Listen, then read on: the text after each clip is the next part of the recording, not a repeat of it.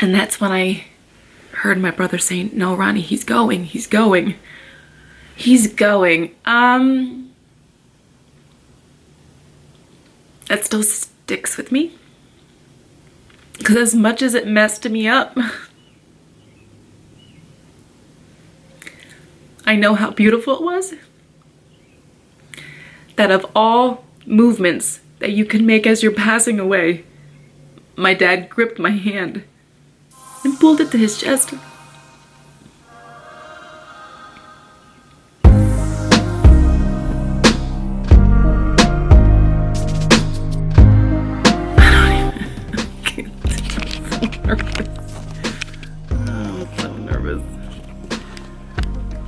I'm nervous. Don't be nervous.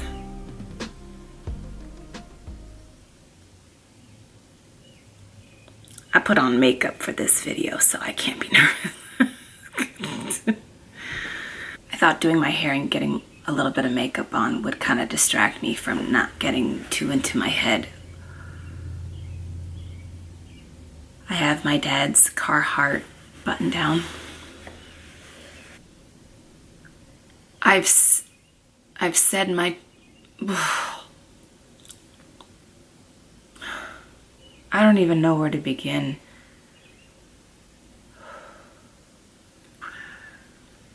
I don't know. Okay.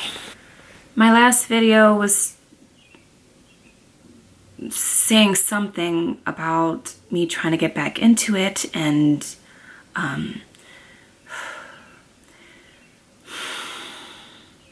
trying to be a bit more of a energetic, positive foundation in the midst of chaos, which is so ironic that I had posted that I really wanted to speak the advice I so desperately needed to hear. Like, I was so ready for that, and I couldn't speak. Once my father passed away, I didn't know how I was going to come back. Even doing this feels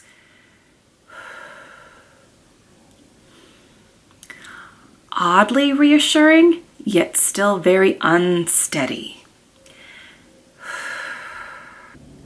It began on December 27th, 2022. We got a phone call from my brother. He actually did a beautiful podcast honoring my dad. I'll leave his information in the description box, and you guys can actually hear a more detailed story from him. I'm not sure if I'm going to be able to articulate as beautifully as he did. We'd gotten the phone call from my brother that my dad had and excuse my pronunciation if it's incorrect, a hemorrhagic stroke, which is a stroke in the brain. He got a hold of my husband. I always wake up early, so I was already awake. I had my workout gear on, and I was headed downstairs to the basement when my husband had stopped me before I started to descend down the stairs. He had stopped me, but he stopped me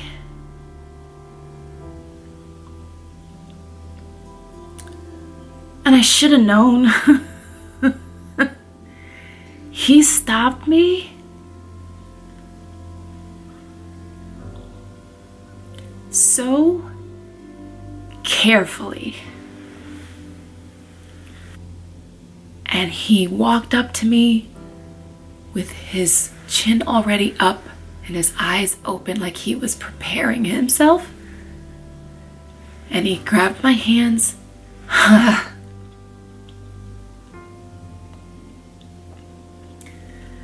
And he broke the news very slowly. Your brother just called. Your dad had a stroke. It's not looking good. He's in the hospital. And I stared at him, and I could hear it, but it wasn't processing. And I took a step back, And it is exactly how you see it, like in shows and in movies where you see it, like where they kind of just like look around. I used to always wonder, like, what are they looking for? What are they looking at? But you do, like, you stop, and it, for myself, I just kept looking around because I needed to take like a mental photograph of where I was, because you don't believe it. So I needed to kind of just like look around to take a mental picture of where the hell I was.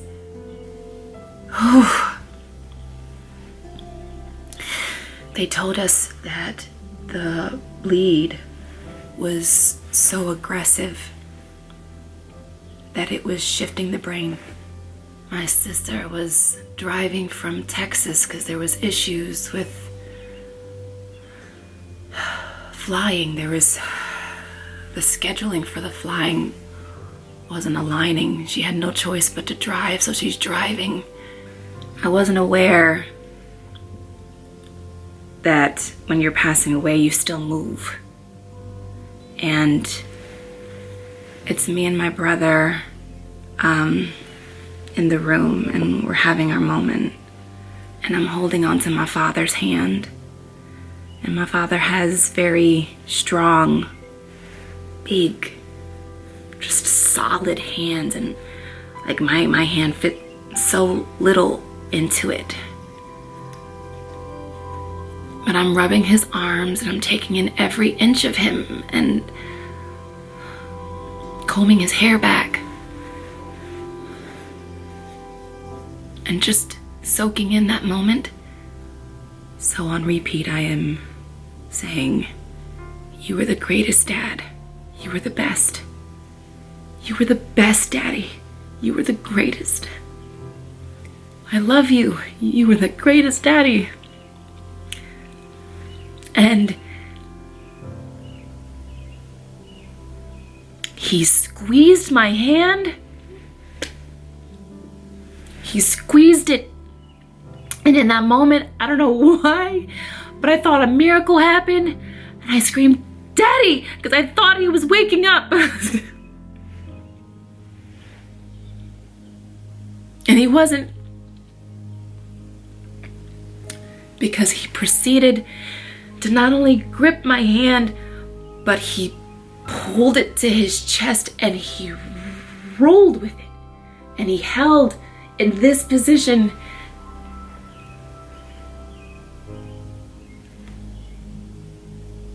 And that's when I heard my brother saying, "No, Ronnie, he's going, he's going, he's going." That still sticks with me.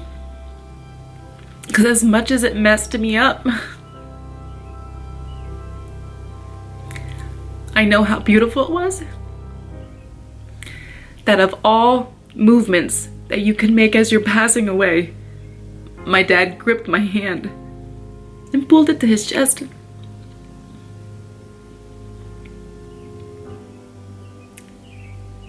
He worked until he died.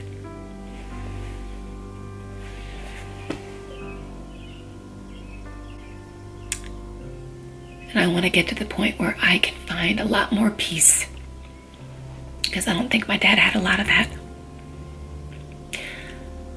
I would like to get to a lot more peace so that I can stay for a lot longer for my kids and teach them how to navigate chaos to find peace. My father was a question mark. Trying to understand him. Sometimes he spoke in riddles. But I was his sweet pea, and I knew that. I knew who I was to my dad.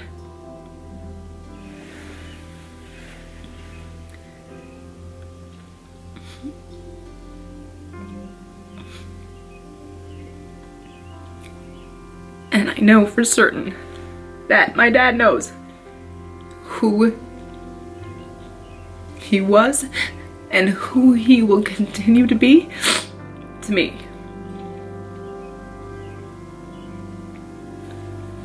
From here, my focus is just trying to be the healthiest version I can be. I really want to make sure that I get myself healthy. I focused a lot on my brain, and I'm still having issues currently with insomnia, but it needs to be the complete package now. My father may have passed away on December 28th, 2022. I may have said goodbye to him on December 28th, 2022.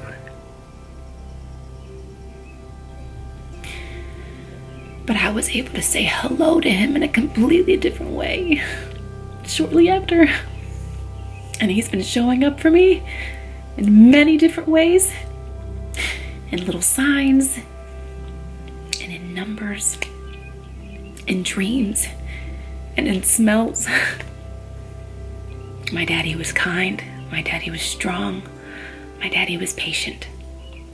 So I want to honor him in that aspect by making sure that I remained kind and strong and patient.